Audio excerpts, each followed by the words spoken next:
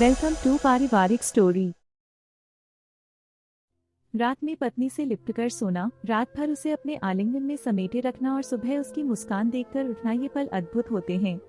पत्नी खुश है तो मैं खुश हूँ, और जब मैं खुश हूँ तो पूरा परिवार खुश रहता है। शादी की उम्र में जब लड़कियां देखी जा रही थी, मैं मन ही मन खुश था कि चलो कोई ऐसा साथी मिलेगा जिसे मैं अपना हमसफर कह सकूंगा और जिसके साथ जब मन करे प्यार कर सकूंगा। मेरे पास एक अच्छी नौकरी थी, घर में बूढ़ी माँ और पापा थे और इतनी कमाई हो जाती थी कि पत्नी का खर्च उठाया जा सके। इन सभी बातों को सोचकर मैं खुश हो जाता था। माँ की उम्र भी बढ़ रही थी तो मैंने सोचा कि उनकी इच्छा पूरी करने के लिए शादी कर लूं।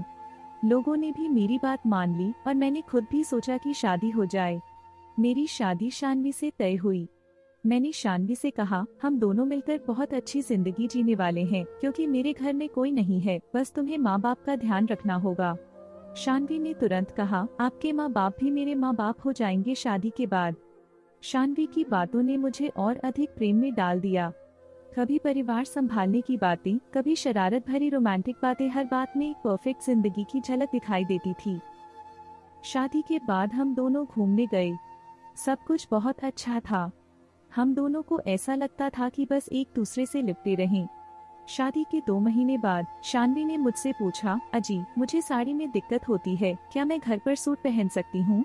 मैंने तुरंत हाँ कहा और कहा कि चलो बाजार से सूट लाते हैं। जब हम घर लौटे तो माँ ने सूट देखा और कुछ नहीं बोली। अगली सुबह शानवी सूट पहनकर निकली तो माँ ने कहा, तुमने सूट क्यों पहन लिया? शादी के 6 महीने तक नई बहू को सिर्फ साड़ी पहननी चाहिए। शानवी ने कहा, मैंने तो इनसे पूछकर लिया था। माँ ने तुरंत कहा, ये कौन होते हैं यह सब डिसाइड करने वाले? अभी मैं हूँ तो मैं करूँगी। जब मैं मर जाऊँ तो जैसे मन चाहे वैसा रहना। यह सुनकर मुझे पहली बार अपनी स्थिति का एहसास हुआ। शानवी मासूमियत से मेरी तरफ देख रही थी, शायद यह जताना चाहती थी कि उसकी वजह से उसे डांट पड़ा। मैंने माँ से कहा, अरे माँ, उसकी गलती नहीं है, मुझसे पूछी थी वो। माँ ने जवाब दिया, 2 महीने हुए नहीं और पत्नी का पक्ष लेने लगे। इस घर की मालिक मैं हूँ या तुम हो? अब मेरे पास कोई जवाब नहीं था। हम दोनों एक दूसरे को देखकर अंदर चले गए। शानवी अब मम्मी से हर काम पूछने लगी। मम्मी ने कहा कि तुम 28 साल की हो, तुम्हें खुद समझदारी दिखानी चाहिए। शानवी चिढ़ गई और मम्मी की आलोचना करने लगी। जब मैं ऑफिस से आया तो मम्मी ने कहा, तुम्हारी पत्नी को बुद्धि नाम की चीज नहीं है। मैंने मम्मी को समझाया, चिंता मत करो, सीख जाएगी। मम्मी ने मुझसे कहा, तुम बदल गए हो, और पीछे से पिताजी मुस्कुरा रहे थे। कमरे में जाकर शानवी ने कहा, मैं कितनी भी कोशिश कर लूं, मम्मी कभी खुश नहीं होती। हर काम की सीमा होती है और ये सारी बातें सीमा से भी ऊपर हैं। मैंने उसे सांत्वना दी और कहा, थोड़ा समय लगेगा, सब ठीक हो जाएगा। नीचे खाना खाने के बाद हम अपने कमरे में गए। शानवी थोड़ी नाराज थी। मैंने पूछा, तुम इतनी नाराज क्यों हो? उसने कहा, मेरी गलती नहीं होती और हर चीज के लिए मुझे दोषी ठहरा दिया जाता है। मैंने उसे गले लगाकर कहा, ऐसा कुछ नहीं है, समय के साथ सब ठीक हो जाएगा। लेकिन उसने कहा, मेरा मन नहीं है। धीरे धीरे घर में झगड़े बढ़ने लगे। मम्मी और शानवी के बीच तालमेल नहीं बैठ रहा था। शानवी का कहना था कि घर उसका भी है और हर छोटी चीज के लिए परमिशन लेना उसे सही नहीं लगता। वहीं मम्मी का कहना था कि गृहस्थी मैंने बसाई है और तुम्हें मुझसे पूछकर ही काम करना होगा। दोनों अपनी जगह सही थी। शानवी मेरे साथ जीवन बिताने वाली थी और माँ ने मुझे पाल पोस कर बड़ा किया था। इस स्थिति से मैं पिसता जा रहा था।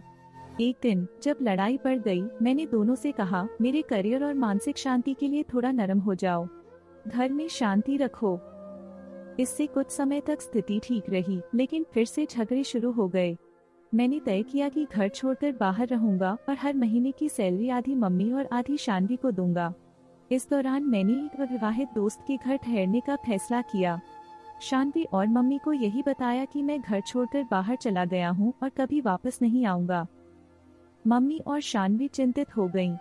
मम्मी ने कहा, तू क्या चाहता है, मैं बिना पोते के मर जाऊं?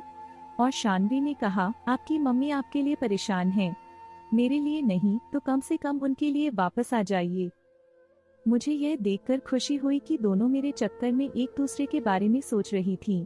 एक हफ्ते बाद जब मैं घर लौटा तो पापा ने बताया कि घर में काफी शांति है और उम्मीद है कि झगड़ा दोबारा नहीं होगा। सचमुच उस दिन के बाद से घर में शांति बनी रही। आज शानवी और मुझे शादी को 5 साल हो चुके हैं और हमारा एक बेटा भी है। आज हमारे घर में गृहकलह नाम की चीज नहीं है और इसका पूरा श्रेय मैं अपने पापा को देना चाहता हूँ। उनका सुझाव था कि एक हफ्ते के लिए घर से बाहर जाओ और कह दो कि कभी वापस नहीं आओगे। यह कदम मेरे जीवन को बदलने में मददगार साबित हुआ। शादी सिर्फ लड़के और लड़की की नहीं होती बल्कि उनके परिवारों की भी होती है। असली खुशी तब मिलती है जब पूरा परिवार खुश हो। परिवार को खुश रखने की जिम्मेदारी सिर्फ लड़की की नहीं होती बल्कि पूरे परिवार की होती है। इसमें आप, मैं, मेरे मम्मी पापा और पत्नी सभी शामिल होते हैं। आपको यह कहानी कैसी लगी हमें कमेंट कर जरूर बताएं। इसी तरह की अच्छी कहानियाँ आप यहाँ पर पढ़ सकते हैं।